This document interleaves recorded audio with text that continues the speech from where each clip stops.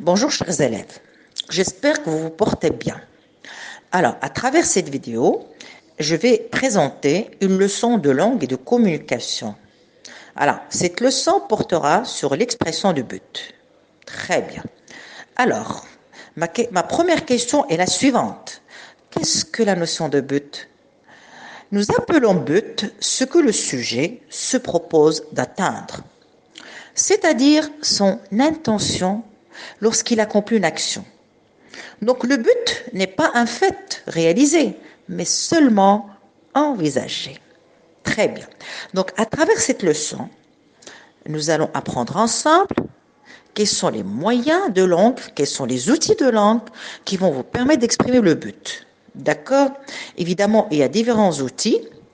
Et quels sont les mots que nous employons dans l'expression de but, dans la partie de phrase où nous exprimons le but? Évidemment, on emploie l'infinitif, on emploie le subjonctif ou bien un groupe nominal. Très bien. Alors, il y a ce que nous appelons le but à atteindre et il y a aussi ce que nous appelons le but à éviter, à écarter.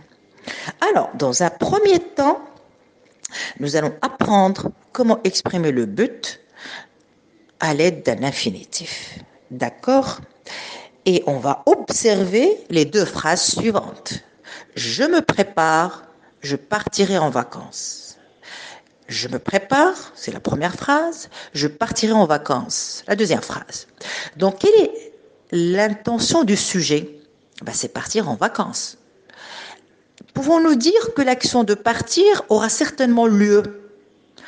C'est une action seulement envisagée. C'est l'intention. Et quelle est l'action réellement faite par le sujet? C'est de se préparer. Alors, quelle phrase peut-on proposer pour exprimer cette idée? La phrase est la suivante. Je me prépare pour partir en voyage. Alors, quel mot exprime le lien entre l'action et l'intention? C'est pour. Je me prépare pour partir en vacances. Quelle est la nature de ce mot? C'est une préposition. Alors, quel mot a-t-on utilisé dans la deuxième partie de la phrase? C'est-à-dire la partie de la phrase où on a exprimé le but. On a employé l'infinitif pour partir. Le verbe partir est utilisé et employé à l'infinitif. Alors, pourquoi a-t-on utilisé l'infinitif? Tout simplement parce que les deux sujets sont identiques. Alors, qui se prépare, c'est je me prépare. Et qui a l'intention de partir en vacances, je partirai. Alors, les deux sujets sont identiques, par conséquent, on a employé l'infinitif. Et le but dans cette phrase, c'est un but à atteindre. Bien, donc on peut éventuellement exprimer le but à l'aide d'autres moyens, par exemple, afin de, en vue de, dans le but de, il y en a d'autres. Alors, je vous propose ces moyens parce que ce sont les plus utilisés. Alors, qu'est-ce que ça donnerait comme phrase si on va faire des substitutions? Alors, je me prépare afin de partir en vacances. Je me prépare en vue de partir en vacances. Je me prépare dans le but de partir en vacances. Je me prépare dans l'intention de partir en vacances. Vous voyez? Bien.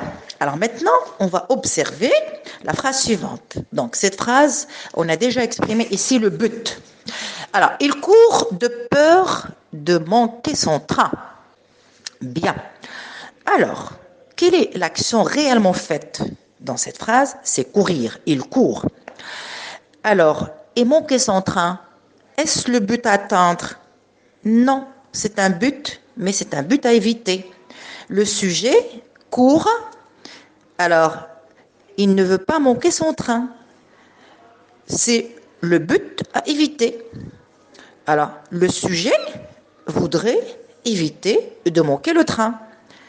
Voilà, il s'agit du but à éviter. Quel groupe de mots nous a permis d'exprimer le but dans cette phrase, qui est le but à éviter? De peur que. Alors, quelle est sa fonction? C'est une locution prépositive. Tout à l'heure, pour, c'était une préposition parce qu'elle se compose d'un seul mot.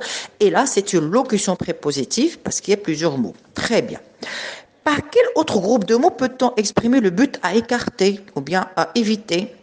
Eh bien, on peut exprimer le but à écarter en employant bien sûr le moyen de crainte que. Et quelle phrase peut-on proposer? Alors, la phrase est: il court de crainte de manquer son train. Très bien. Alors, et là aussi, quel mode a-t-on utilisé? Eh bien, l'infinitif. Pour quelle raison? Ben, tout simplement, les sujets sont identiques. Bien. Maintenant, on va passer à la deuxième partie de la leçon. On va apprendre comment exprimer le but à l'aide du subjonctif. Et bien sûr, le but à atteindre. Alors, observons les deux phrases suivantes. La P1 et la P2. La P1 est: je te laisse mon adresse. La P2, tu sauras où m'écrire. Donc, quelle est l'intention du sujet dans la P1? Eh bien, laisser son adresse. Dans quelle phrase le rapport entre l'intention et l'action est-il exprimé? Dans la deuxième phrase. D'accord? Bien. Alors, quelle phrase complexe peut-on obtenir pour exprimer justement cette intention, ce but? Eh bien, la phrase est la suivante. Je te laisse mon adresse pour que tu saches où m'écrire. Alors, par quel moyen langagier a-t-on exprimé le but afin que... Quelle est la nature de ce moyen langagier, cet outil de langue? Eh bien, c'est une locution conjonctive. Très bien. Puisqu'on est dans la phrase complexe, donc on va délimiter la phrase en proposition principale, en proposition subordonnée de but. Alors, quelle est la proposition principale? Eh bien, je te laisse mon adresse. Quelle est la proposition subordonnée? Pour que tu saches où m'écrire. Très bien. Quel mode est utilisé dans la proposition subordonnée de but? Eh bien, le mode subjonctif, tu saches. Sache, c'est le verbe savoir au subjonctif. Pourquoi a-t-on utilisé le mot subjonctif? Eh bien, tout simplement parce que les deux sujets sont différents. Alors, regardez le sujet de la première partie de la phrase. Regardez le sujet de la première proposition, c'est je te laisse. Et le deuxième sujet de la deuxième proposition ou la deuxième partie de la phrase, c'est tu. Eh bien, vous allez remarquer que les deux sujets sont différents. Je est différent de tu. Alors, par quel autre groupe de mots peut-on remplacer pour que? Eh bien, par afin que. Une autre locution conjonctive qui vous permet aussi d'exprimer le but. Qu'est-ce que ça donnerait comme phrase? Je te laisse mon adresse afin que tu saches où m'écrire. Très bien. Alors maintenant, on va observer la phrase suivante. Elle ferme la fenêtre de peur que son fils ne prenne froid. Donc, par quel moyen a-t-on exprimé le but? Alors, dans cette phrase, eh bien, par le moyen de peur que. D'accord. Quelle est la nature de ce moyen? Eh bien, c'est une locution conjonctive. Alors, quelle est la principale? Elle ferme la fenêtre. Quelle est la subordonnée? De peur que son fils ne prenne froid. Alors, quel mot est utilisé dans la subordonnée de but? Eh bien, c'est le subjonctif. Ne prenne. Prenne, c'est le prendre au subjonctif. Savez-vous pourquoi? Eh bien, tout simplement parce que les deux sujets sont différents. Alors, quel est le sujet de la première partie de la phrase? Ou bien la première proposition, c'est elle. Et quel est le sujet de la deuxième partie de la phrase? C'est son fils. Eh bien, vous avez remarqué que ce sont deux sujets différents, elle et son fils. D'accord? Bien. Alors, est-ce un but à atteindre ou à éviter? Eh bien, c'est un but à éviter. Donc, elle ne veut pas que son fils prenne froid. Alors, par quel autre groupe de mots peut-on remplacer de peur que? Eh bien, on peut remplacer de peur que par de crainte que. Et nous obtiendrons la phrase suivante. Elle ferme la fenêtre de crainte que son fils ne prenne froid. Alors, donc, elle ferme la fenêtre de crainte que son fils ne prenne froid. Regardez, dans les deux phrases, vous avez remarqué la présence de ne, de crainte ou de peur que son fils ne prenne froid. Ce n'est pas le ne de la négation, c'est le ne explétif. C'est un ne explétif. Quel est le rôle de ce ne?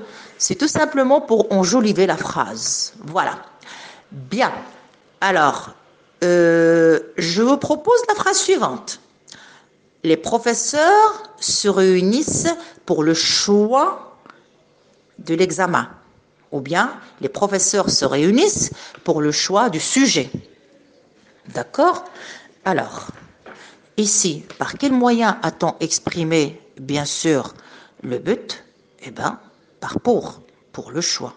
Alors, qu'est-ce qu'on a employé ici dans la partie de phrase où on a exprimé le but? Est-ce qu'on a employé un infinitif? Non. Est-ce qu'on a employé un subjonctif? Non. Qu'est-ce qu'on a employé? Un nom, un groupe nominal pour le choix des sujets. Très bien. Donc, comme quoi, on peut également exprimer le but en employant un groupe nominal. D'accord? Et ben voilà, je vous ai donné, à travers cette vidéo, je vous ai donné les moyens qui vous permettent d'exprimer le but, mais les moyens les plus utilisés. Il y en a d'autres, il y a histoire de, il y a de sorte que, de façon que, etc. Alors, il suffit de chercher pour trouver d'autres outils. Les outils que je vous ai proposés, ce sont les outils les plus utilisés dans la langue. Très bien. Alors, un petit récapitulatif. Alors, on peut exprimer le but à atteindre ou à éviter. On emploie le mode infinitif lorsque les sujets des deux parties de la phrase, ou bien des deux propositions, sont identiques, sont les mêmes. Les moyens sont, entre autres, pour, afin de, en vue de, dans le but de, dans l'intention de. Et alors, ces moyens-là, pour, afin de, en vue de, dans le but de, c'est pour le but à atteindre. Maintenant, les autres moyens qui sont de peur de crainte de, alors c'est pour le but à éviter. Très bien, on peut exprimer le but à atteindre ou à éviter aussi, on emploie le subjonctif lorsque les sujets des deux propositions sont différents. Et les moyens sont éventuellement afin que, pour que, là c'est pour le but à atteindre et vous avez de peur que, de crainte que pour le but à éviter. Et je vous ai dit qu'il y a d'autres moyens qui vous permettent aussi d'exprimer le but et celui de chercher. Alors, on peut aussi exprimer le but à l'aide d'un groupe nominal en employant en vue de, en employant pour, etc. Et puis, je vais vous présenter juste après un tableau récapitulatif qui va vous permettre justement de schématiser, bien sûr, la leçon sur le but. C'est l'une des leçons les plus faciles, d'accord? Et après, je vais vous proposer les exercices. Voilà, donc c'est terminé et à la prochaine. Et bon courage!